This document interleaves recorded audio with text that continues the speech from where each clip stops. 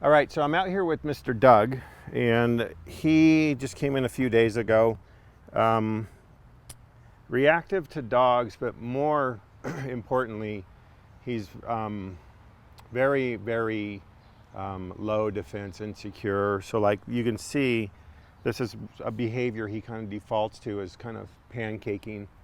When he came in initially for the evaluation, he would sit over there by the fence, and he was just kind of wanted to disappear when all the other dogs were out. Now he's actually starting to come out of his shell and engage with the dogs a little bit more.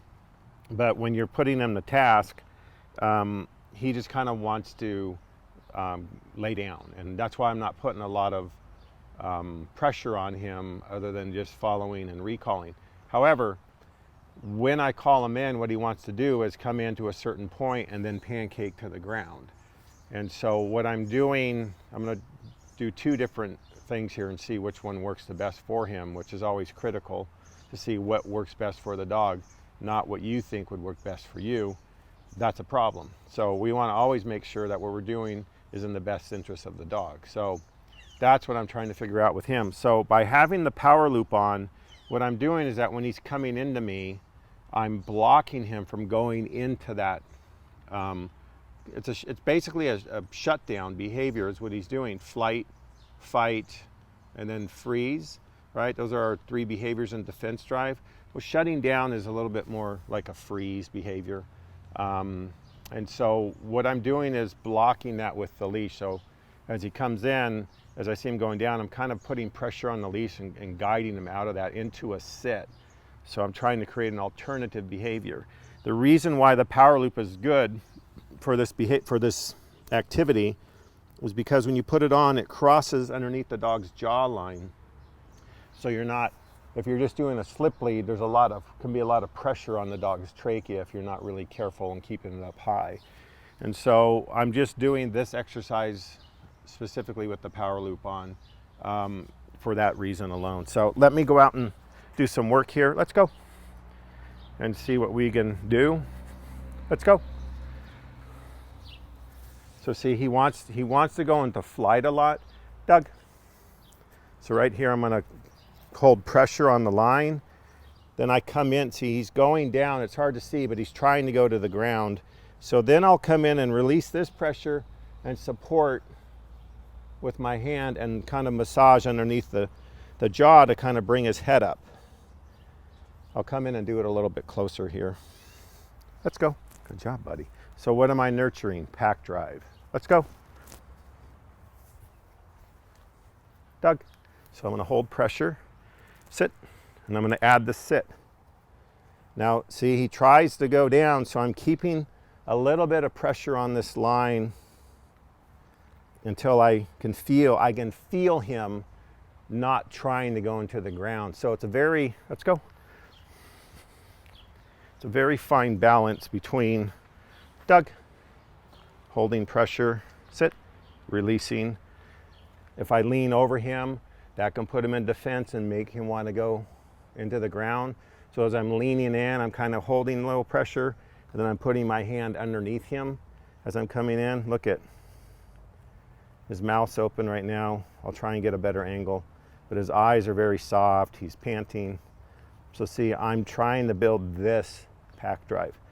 Now, the other option is he's pretty stressed out. Sometimes dogs won't take food, but he actually is taking it. Let's go. And I like to use that sometimes as a barometer. Let's go. Doug. Holding the pressure here. Not a lot. Just kind of trying to match what he's doing. But see, I want to be able to do all this stuff, leaning over him, backing away, moving in.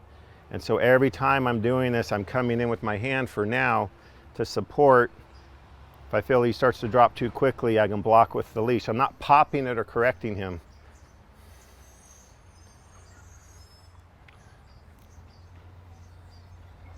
It's about building trust.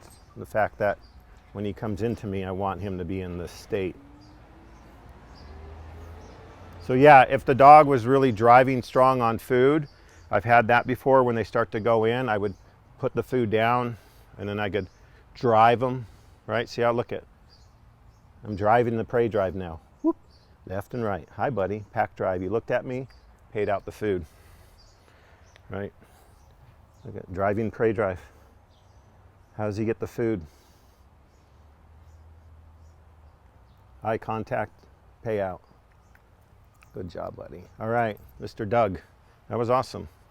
So I have 2 little strategies I can work with Doug on. Let's go. Carrying on. Let's go. Doug. No leash pressure that time. Right there, this is his old behavior. But look at, I'm stroking underneath the jawline, no pressure.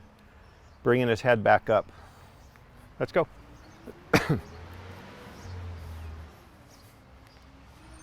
Doug. No pressure. Now when I come in, what does he do? He doesn't drop his head.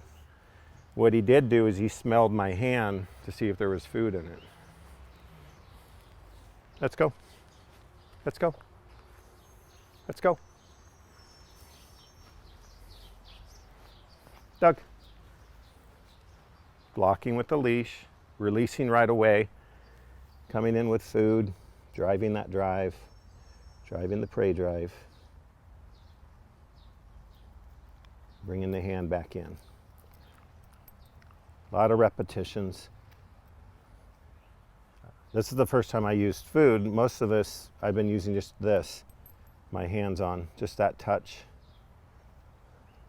One more time. Let's go. Let's go. Doug. Doug. Sit. That a boy. That a boy.